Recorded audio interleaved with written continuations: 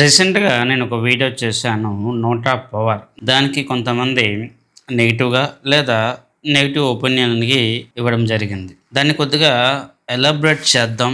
దీని మీద డిస్కస్ చేద్దాం అని చెప్పి దీని గురించి ఒక 2 ఉదాహరణలు మీకు చెప్పబోతా ఉన్నాను. ఎందుకంటే ఉదాహరణ ఇవ్వకపోతే అది చాలా మందికి అర్థం కాదు. నోటా అనేది వర్త్‌లెస్ కానే కాదు. నోటా యొక్క మీనింగ్ ఇప్పుడున్న క్యాండిడేట్లు సరైన వాళ్ళు కాదు, లేదా వీళ్ళందరూ నాకు నచ్చలేదు అని చెప్పడమే నోటా మీనింగ్. ఒకవేళ నోటా ఒక వ్యక్తికి కౌంట్ కాకపోవచ్చు, కానీ అక్కడున్న సిస్టమ్‌ని తెలియజేస్తా ఉంది. నోటా ఓటు రేటు పెరగడం అన్నది అక్కడున్న పీపుల్ యొక్క అవేర్‌నెస్, చైతన్యం అనేది తెలియజేస్తా ఉంటుంది. చాలామంది ఓటర్స్ కొన్ని పార్టీలకు, కొన్ని కమ్యూనిటీకి లేదా కొన్ని ఉద్దేశాలకి బానిసలుగా లేదా ఎమోషనల్ బయాస్డ్‌గా ఉంటారు. అది మేబీ టీడీపీ, కాంగ్రెస్, వైఎస్ఆర్‌సీపీ ఏ పార్టీ అయినా కూడా కొంతమంది ఫిక్స్‌డ్‌గా ఆ పార్టీకే వాళ్ళు ఓటు వేస్తారు. ఆ నాయకులు స్కాములు చేసినా, జైలుకి వెళ్ళినా, ఎంత ఘోరం చేసినా కూడా వాళ్ళు ఆ పార్టీకే ఓటు వేస్తారు. మరికొంతమంది అక్కడున్న అధికారంలో పార్టీ నచ్చక అపోజిషన్‌కి అవకాశం ఇస్తారు. అపోజిషన్‌లో ఉన్నవాడు వీడికన్నా వెధవైనా కూడా కేవలం అధికారంలో ఉన్నవాడి మీద కోపంతోనే అపోజిషన్‌లో ఉన్నవాడికి అధికారం ఇచ్చిన చరిత్రలు మనం చూసే ఉన్నాము. రీసెంట్‌గా కూడా చూసాం. ఇక్కడ పార్టీల పేర్లు, అధినేత పేర్లు మనకు అనవసరం. మరోవైపు ఆంధ్రప్రదేశ్‌లో కాంగ్రెస్‌ని భూస్థాపితం చేశారు. బీజేపీకి కూడా ఛాన్స్ లేదు. చాలామంది అనుకుంటారు బీజేపీకి మేము ఓటేయట్లేదు, టీడీపీకి లేదా వైఎస్ఆర్‌సీపీకే ఓటు వేస్తున్నాము అనుకుంటారు. సరే, వైఎస్ఆర్‌సీపీకి మీరు ఓటు వేశామని మీరు అనుకుంటున్నారు కదా! ఇదే వైఎస్ఆర్‌సీపీలో ఒక రాజ్యసభ మెంబరు పరిమల్ నత్వాని, ఇక్కడ ఫోటో చూడొచ్చు. ఈయన పేరు పరిమల్ నత్వాని. దాదాపు ఆంధ్రప్రదేశ్‌లో ఈయన పేరు ఎవరికీ తెలియదు కూడా. ఈయన ఆంధ్రప్రదేశ్‌లో వైఎస్ఆర్‌సీపీ తరపున ఒక రాజ్యసభ మెంబర్ అనమాట.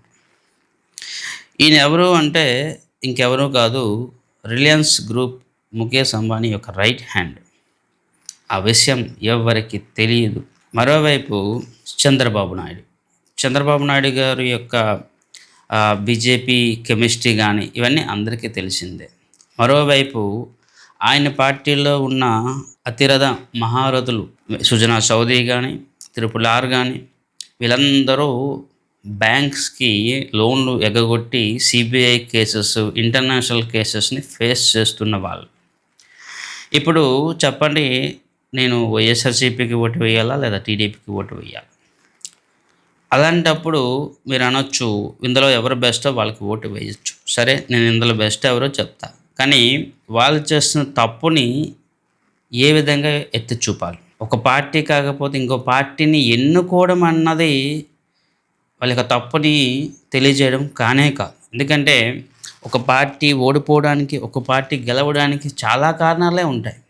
నేను ఇదివరకు చెప్పినట్టుగా అధికారంలో ఉన్న పార్టీ మీద కోపంతోని కూడా చాలామంది అపోజిషన్‌కి ఛాన్సెస్ ఇచ్చిన సందర్భాలు ఉన్నాయి. వేరు వేరే రీజన్స్ వల్ల కూడా ఛాన్సెస్ మనకి కనిపించాయి.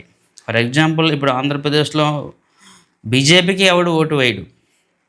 కానీ బీజేపీ బానిసైన టీడీపీ అయినా కూడా వైఎస్ఆర్‌సీపీ పార్టీలకైనా కూడా ఓటు వేస్తారు.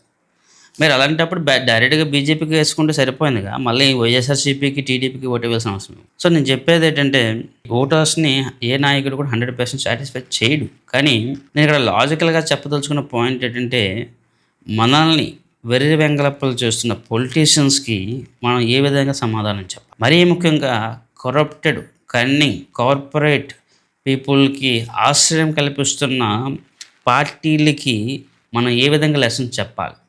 ఈరోజు ఆవేశంలో ఎవరినో నాయకుడిని పొగడో లేకపోతే ఎవరినో నాయకుడిని తిట్టడము నా ఉద్దేశం కాదు. సిస్టంలో ఉన్న పొలిటీషియన్స్ చేస్తున్న ప్రాక్టీస్ ఏదైతే ఉందో అది తప్పు అని తెలియజేయడం నా ఉద్దేశం. ఈరోజు చూస్తే చాలా పార్టీల్లో 90% పీపుల్ కరోడ్పతి పీపుల్, అంటే వాళ్ళకి కోట్ల ఆస్తి ఉంటేనే వాళ్ళకి సీట్ వస్తూ ఉంది. చాలా పార్టీల్లో క్రిమినల్స్కే పెద్ద సీట్ ఇస్తూ ఉన్నారు. సో అలాంటప్పుడు ఒక సామాన్యుడు ఎలా గెలుస్తాడు? అసలు ఆంధ్రప్రదేశ్‌లో సామాన్యుడు గెలవగలుస్తాడా? ఒక సామాన్యుడు సీఎం అవుతాడా అంటే అది పెద్ద క్వెషనే. ఎందుకంటే ఆ ఛాన్సెస్ లేవు.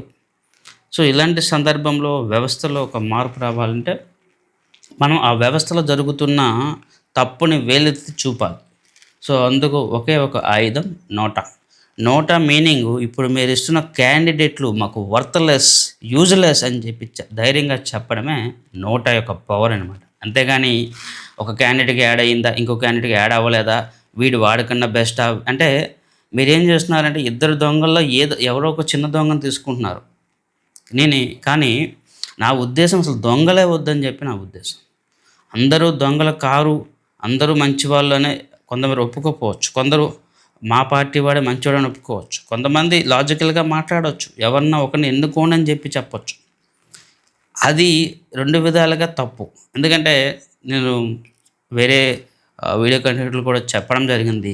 ఓటర్స్ చేస్తున్న తప్పులే రాజకీయ నాయకుల్ని స్వార్థపరులుగా తయారు చేస్తాం. ఓటర్సు రాజకీయ నాయకుల్ని వాళ్ళకి స్వార్థం కోసం ఉపయోగించుకోవడం మాని, రాజకీయ నాయకులు అందరికీ పనికి వచ్చే వాళ్ళగా తయారు చేయాలి అంటే మంచి వ్యక్తుల్ని ఎన్నుకోవాలి.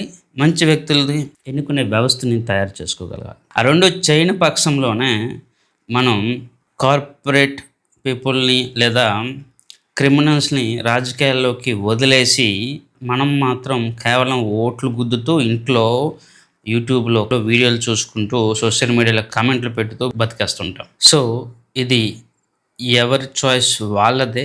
కానీ అల్టిమేట్ రిజల్ట్స్ రావాలన్నా, సొసైటీలో ఒక బిగ్ చేంజ్ కావాలన్నా కూడా మనం ఎన్నుకునే పద్ధతి అనేది మారాలి.